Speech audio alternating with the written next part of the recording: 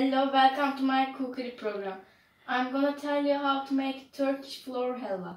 Here are the ingredients: sugar, vanilla, milk, flour, cracked walnut and butter.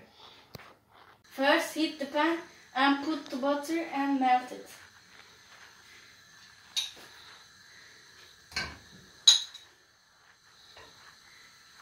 Then put 2 cups of flour into a pan.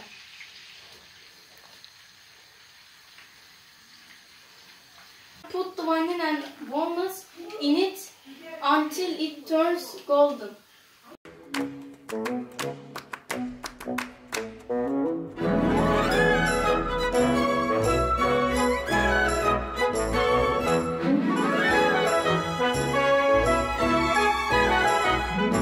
On the other end, we make the syrup.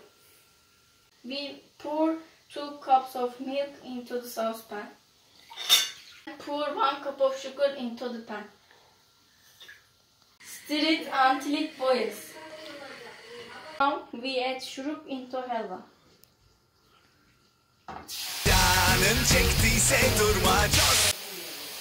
Stir it quickly.